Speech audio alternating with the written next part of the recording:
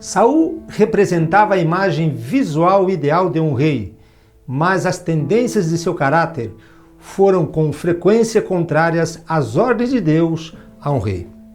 Saul era o líder escolhido pelo Senhor, mas isso não significava que ele seria capaz de reinar sozinho. Enquanto Saul está no trono, Samuel unge Davi como o próximo rei de Israel. Então esse jovem corajosamente vence Golias, o campeão filisteu. Davi, apesar de suas fraquezas, possuía uma fé inabalável na fiel e perdoadora natureza de Deus.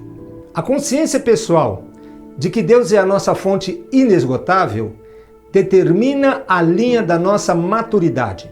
Muitas vezes, alimentamos uma expectativa nas pessoas de que deveria apenas ser canalizada para Deus.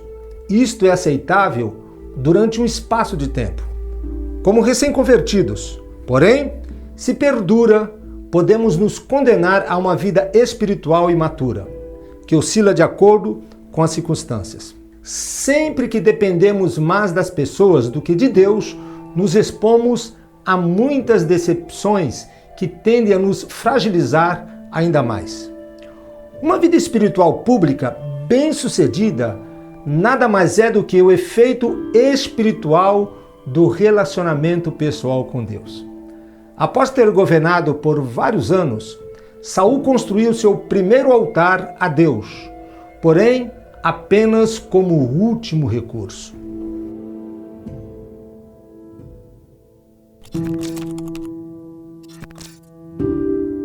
Então edificou Saul um altar ao Senhor. Este foi o primeiro altar que ele edificou ao Senhor. 1 Samuel 14, verso 35. Ao longo do seu reinado, apenas buscou ao Senhor após esgotadas suas tentativas particulares. Isto contrastava com o exercício do sacerdócio, o qual sugeria que Deus fosse consultado em primeiro lugar. Teria sido melhor se ele tivesse buscado ao Senhor primeiro e construído o altar como seu primeiro ato oficial enquanto rei. Deus é muito grande para ser uma reflexão posterior. Quando buscamos em primeiro lugar, nunca precisamos buscá-lo como último recurso. As primeiras impressões podem ser enganosas, especialmente quando a imagem criada pela aparência da pessoa é contraditada por suas qualidades e habilidades. Saul representava a imagem visual ideal de um rei, mas as tendências de seu caráter foram com frequência contrárias às ordens de Deus para um rei. Saul era um líder escolhido pelo Senhor, mas isso não significava que ele seria capaz de reinar sozinho. Durante seu reinado, Saul obteve os maiores sucessos quando obedeceu a Deus. Seus maiores fracassos resultaram de sua própria desobediência. Ele possuía todas as qualidades para ser um bom líder: aparência, coragem e atitude. Até suas maiores fraquezas seriam usadas pelo Senhor, caso ele as reconhecesse e as entregasse nas mãos de Deus. Suas próprias escolhas o afastaram do Todo-Poderoso e o alienaram do seu próprio povo. Com Saul, aprendemos que enquanto nossas forças e habilidades nos tornam úteis, nossas fraquezas nos conduzem à inutilidade. Nossa capacidade e talento fazem de nós ferramentas, mas nossos fracassos e negligências nos lembram que precisamos do controle do artesão em nossas existências. Qualquer coisa que realizemos sozinhos são apenas uma sugestão do que Deus faria através de nossas vidas. Em várias ocasiões na Bíblia, percebemos a necessidade de se levantar dois tipos de altares. O primeiro altar fala do testemunho que Deus dá acerca de nós, e o segundo altar fala do testemunho que damos acerca de Deus. Existe, porém, uma importante sequência a ser obedecida. O altar íntimo sempre precede o altar do testemunho. Esta é a lei dos dois altares, ou seja, Antes de nos apresentarmos aos homens, precisamos nos apresentar diante de Deus. A afirmação dos homens não vale muita coisa quando não temos a aprovação divina. A vida íntima com Deus sempre precede a vida pública com os homens. Sempre que invertemos esta sequência, transgredimos esta lei. Aqui entendemos por que tantas pessoas, como Saul, se levantam com uma aparência que impressiona, subitamente desaparecem. Sem uma vida íntima com Deus, agregamos uma inconsistência que mais cedo ou mais tarde nos fará vítima da vida pública e da imagem que tentamos sustentar perante as pessoas.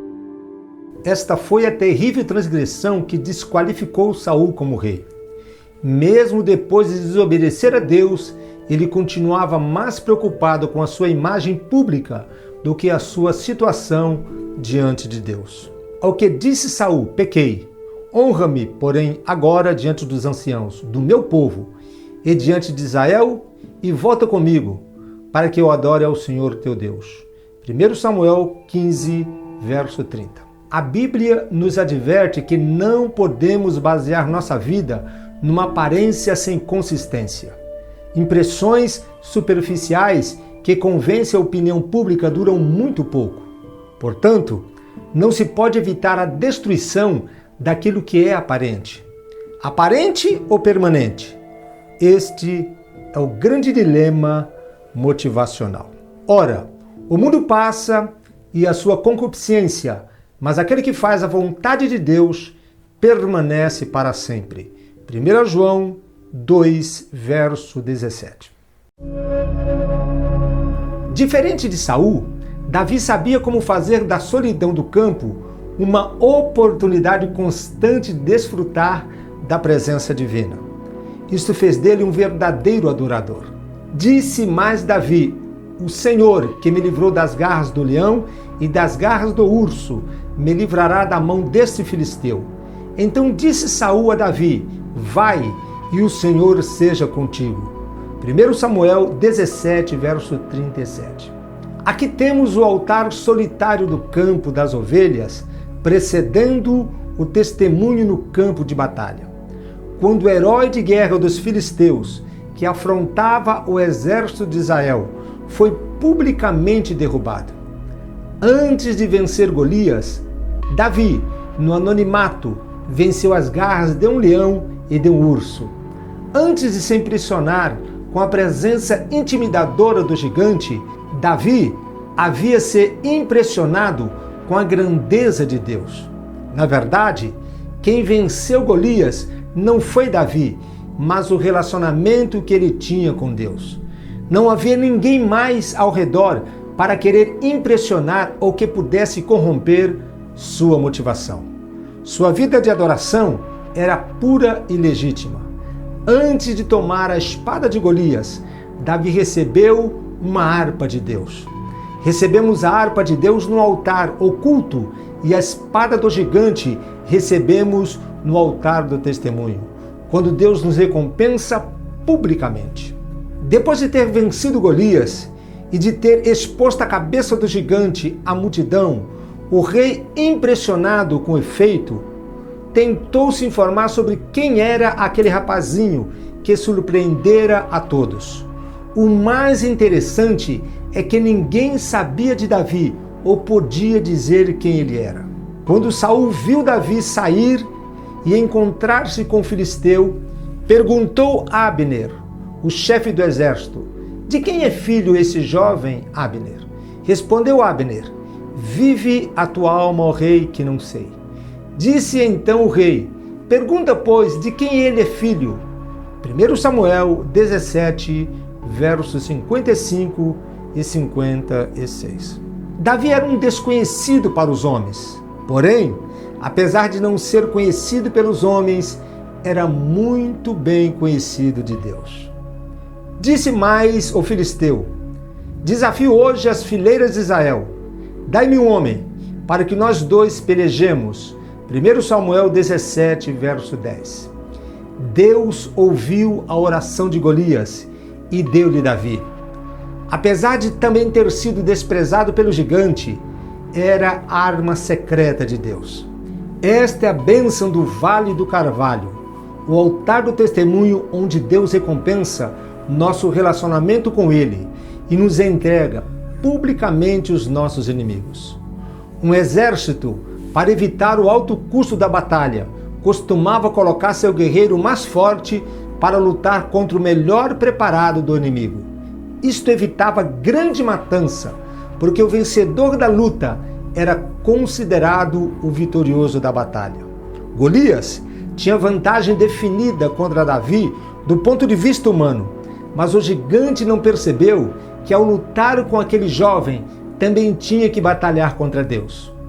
O testemunho ungido, que vem de uma vida secreta com Deus, tem o poder de ampliar nossas fronteiras. Após vencer o herói dos filisteus, a vida de Davi tomou outros rumos que o conduziu ao governo da nação.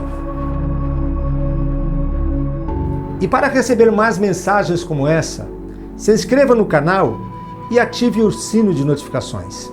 Deus te abençoe em Cristo Jesus.